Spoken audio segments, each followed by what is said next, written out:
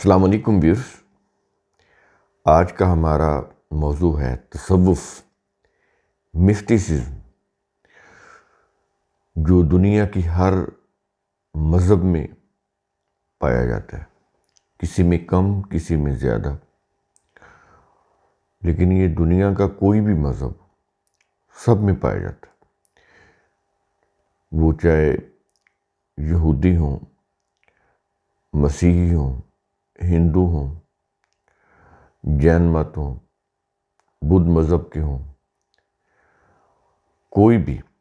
اور اسی طرح اسلام میں یہ جو اجمی اسلام ہمارے ہاں رائج ہے، اس میں جتنے بھی فرقے ہیں،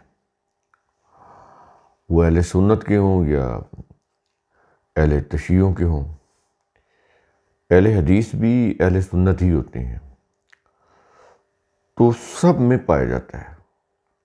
اس سے آپ اندازہ لگا لیں کہ تصوف جو ہے اس کی جڑیں کتنی مضبوط ہیں، اور یہ اس کی تاریخ بھی بہت پرانی ہے۔ تصوف جو ہے، جیسے توہم پرستی کی جڑیں بڑی مضبوط ہیں اور اس کی تاریخ بڑی پرانی ہے، ایسے ہی تصوف بھی۔ تو اس کے متعلق بہت زیادہ لوگ جو ہیں، چونکہ تصوف شعوری یا لاشعوری طور پر ان کے اندر موجود ہوتا ہے، تو لوگوں کی میجورٹی تصوف کو پسند کرتی ہے، تصوف کے متعلق بڑا اچھا گمان رکھتی ہے۔ لیکن جو لوگ تصوف کے بہت زیادہ گرویدہ ہیں اور صوفیاء کے بہت زیادہ گرویدہ ہیں، ان کو بھی یہ نہیں پتہ کہ ایکچولی تصوف ہے کیا۔ تو اس لیکچر میں ہم آپ کو بنیادی چیزیں بتائیں گے تصوف کی۔ اس سے آپ کو اندازہ ہو جائے گا کہ اس تصوف نے ہمیں کس حد تک قرآن سے دور کیا، جو اصل اوریجنل اسلام ہے اس سے دور کیا، دین اسلام سے دور کیا۔ اس کے جو عقائد ہیں وہ کتنے کہ قرآن کے خلاف ہیں، اور ان عقائد کا انسانی شخصیات کے اوپر جب اثر پڑتا ہے تو وہ کتنے مہلک ہیں۔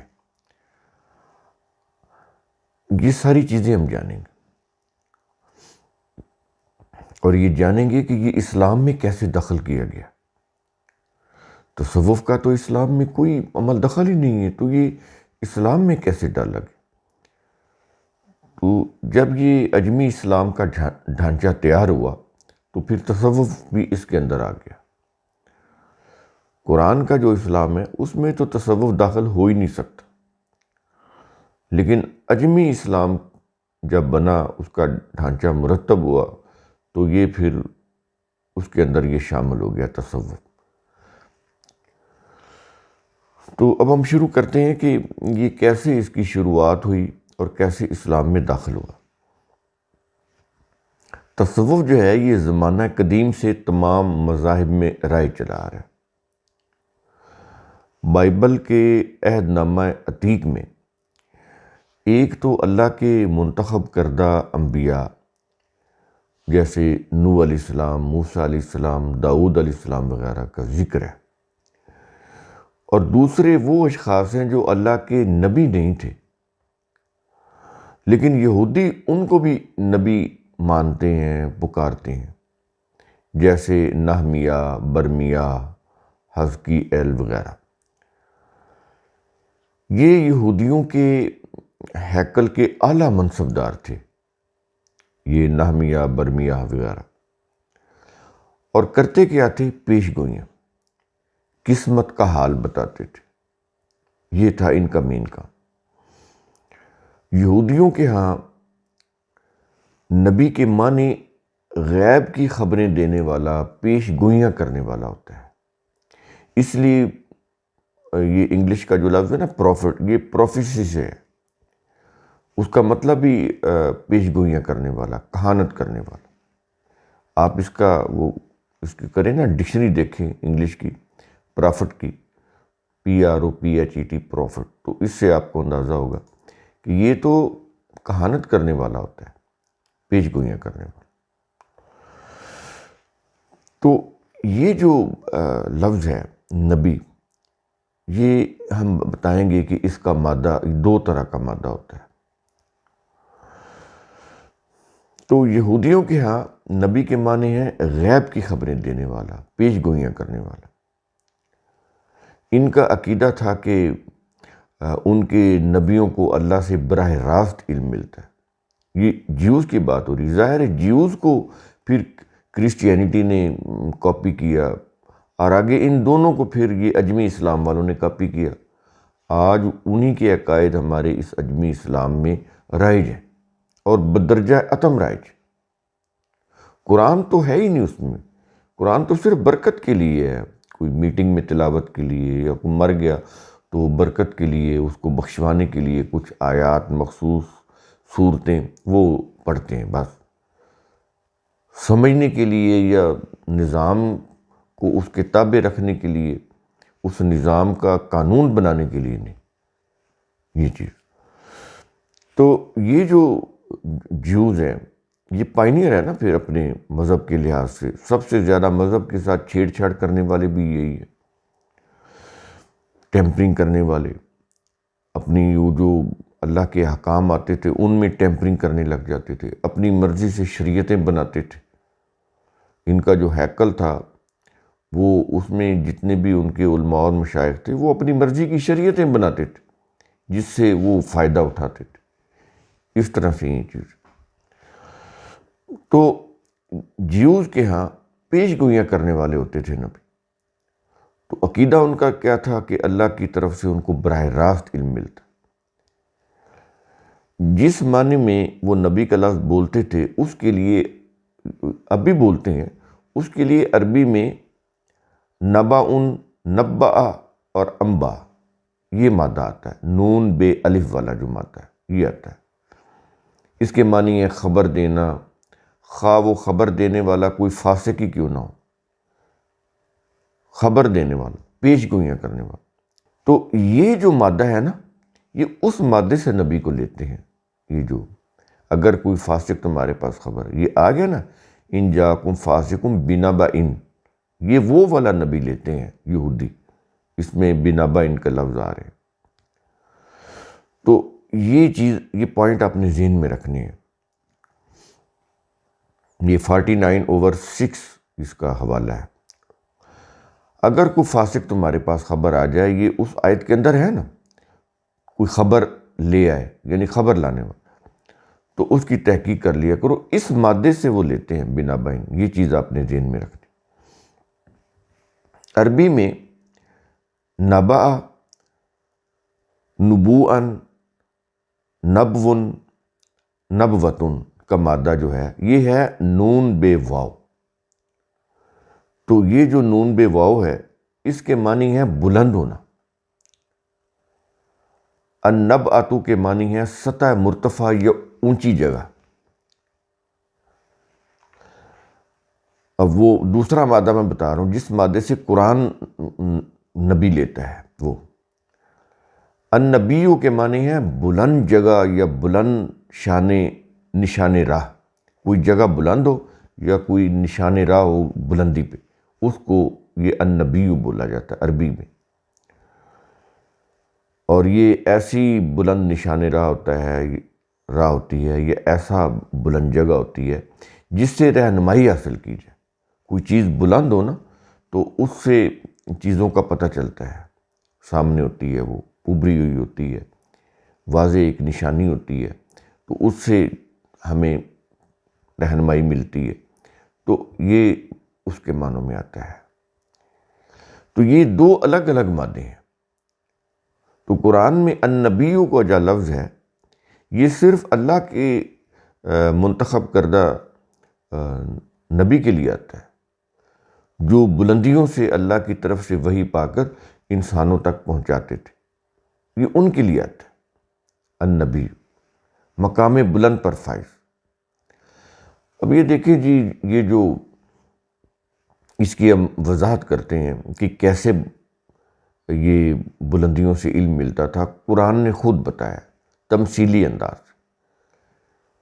تو اس میں پھر لفظ نبی کی وضاحت اور اس کی حیثیت خود قرآن سے ہی معلوم ہو جاتی ہے۔ اب یہ دیکھیں کہ 53/7 یہ حوالہ ہے، وَهُوَ بِالْأُفُقِ الْأَعْلَىٰ، اور وہ نبی افق اعلیٰ آسمان کے بلند کناروں پر تھا۔ انہوں نے تو بنا دیا نا جبریل کو، نہیں یہ نبی سے متعلق ہے کہ نبی جو اب نبی کا جو مقام بلند ہے نا، وہ یہ جو ہائی ہورائزن ہوتا ہے اس سے تشبیہ دی جا رہی ہے نبی کے مقام کو۔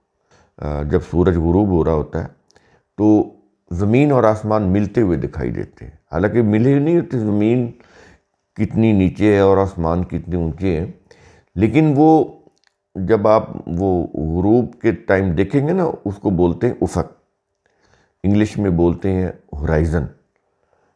زمین اور آسمان اس طرح کناروں کی شکل میں ملتے ہوئے دکھائی دیتے ہیں، تو اس طرح یعنی نبی جو ہوتا ہے وہ اس طرح مقام بلند کے اوپر ہوتا ہے۔ تو یہ تشبیہ قرآن نے دے کر بتایا ہے کہ نبی کا مقام کتنا بلند ہوتا ہے اور کتنی بلندیوں سے اس کو علم دیا جاتا ہے، اور اس بلندیوں سے وہ خدائی ضابطہ حیات کو پا کر انسانی معاشرے کو ڈیولپ کرتا تھا نبی۔ یہ نبی کا مقام ہوتا تھا۔ اندازہ لگائیں آپ کہ قرآن نے کس خوبصورتی کے ساتھ نبی کے بلند مقام کو، اس کے بلند مرتبے کو یہ افق اعلیٰ کے الفاظ سے ظاہر کیا ہے۔ اب اس میں نہ کوئی غیب کی خبریں ہیں، نہ مستقبل کی کوئی خبریں ہیں، نہ کوئی پیش گوئیاں ہیں، کچھ بھی نہیں ہے۔ یہ چیزیں غیب کی خبریں، پیش گوئیاں، یہ کہاں پہ ہیں؟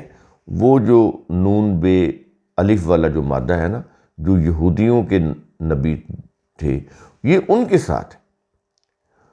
اللہ کے جو نبی ہیں، جو نون بے واو کے مادے سے جو لفظ آتا ہے اللہ کے نبی، وہ نہیں، ان کے یہاں تو کوئی اس طرح کی چیز نہیں۔ قرآن میں نبی کی حیثیت واضح ہے اس سلسلے میں۔ اب یہ دیکھیں آیت نمبر 52/29، اس کا حوالہ آپ نے نوٹ کر لیں۔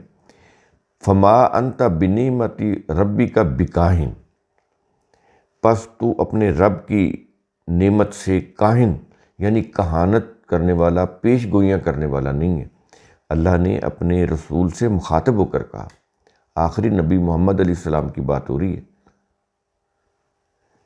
کہ اللہ کی نعمت سے، اپنے رب کی نعمت سے تو کاہن نہیں ہے۔ یعنی وہ جو نون بے الف والے مادے سے جو نبی یہودیوں نے بنائے نا، اللہ کہہ رہا ہے تو وہ نہیں ہے کہ تو پیش گوئیاں کرے، مستقبل کی خبریں دے، یہ نہیں ہے۔ تو اعلیٰ مقام کے اوپر فائز ہے، تجھے تو بلندیوں سے علم دیا جاتا ہے، وحی کا علم۔ تو آپ دیکھ رہے ہیں کس طرح قرآن نے اپنے نبی کی حیثیت کو اجاگر کیا ہے، ان کے مقام بلند کو واضح کیا ہے۔ تو لیکن کتابیں جو ہماری، وہ نبی سے منسوب پیش گوئیوں سے بھری پڑی، قیامت کی نشانیاں، پیش گوئیاں، مسیح موعود، یہ سارے جتنے بھی ہیں، دجال اور وہ جو مہدی، یہ سب بھرے پڑے ان چیزوں سے، لٹریچر بھرا پڑا، سب جھوٹ ہے، فریب ہے، دھوکہ ہے، لوگوں کے ایمان کو تباہ کر دیا گیا ان چیزوں سے، اور لوگ ان چیزوں کے پیچھے لگے ہوئے۔ قرآن میں ہے ہی نہیں۔ قرآن صاف بتا رہا ہے کہ اللہ کی نعمت سے، اللہ کے احسان سے، اللہ کے فضل سے نبی کاہن نہیں تھا، کہانت نہیں کرتا تھا، پیش گوئیاں نہیں کرتا تھا۔ دوسرے لفظوں میں پروفٹ نہیں تھا۔ پروفٹ کا معنی ہے پیش گوئیاں کرنے والا۔ آج ہمیں پتہ ہی نہیں کہ ہم نبی کو پروفٹ بول رہے ہیں، پیش گوئیاں کرنے والا، جبکہ اللہ انکار کر رہا ہے کہ نبی یہ کام نہیں کرتے تھے، وہ تو اللہ کا پیغام پہنچاتے تھے، پیش گوئیاں نہیں کرتے تھے، نشانیاں نہیں بتاتے تھے کہ یہ قیامت کی نشانی ہے اور فلاں فلاں ہوگا، دجال آئے گا اور ایسے مسیح موعود ہوگا، عیسیٰ دوبارہ زندہ ہو کر آئیں گے، کچھ نہیں، سب جھوٹ بولا جا رہا ہے۔ اور یہ تو عیسائیوں کی چیزیں، مسیحیوں کی چیزیں تھیں، انہوں نے اپنا لی، ان کو تو ضرورت ہی نہیں تھی، لیکن روایت پرستی ہے، کچھ سوچنے ہی نہیں دیتی۔ اب یہ تو قرآن کی تعلیم ہے نا، تو اس کے برعکس یہودیوں کے ہیکل کا کوئی بھی اعلیٰ منصب دار جسے وہ اپنی طرف سے نبی کہتے تھے، اپنے قیاس اٹکل سے لوگوں کو مستقبل کی خبریں اور پیشگوئیاں دیتا تھا۔ بس یہ فرق ہے اللہ کے نبیوں میں اور یہودیوں کے نبیوں میں۔ اسے کوئی وحی نہیں آتی تھی، نہ اس کے پاس کوئی انسانی ضابطہ حیات اللہ کا دیا ہوتا تھا۔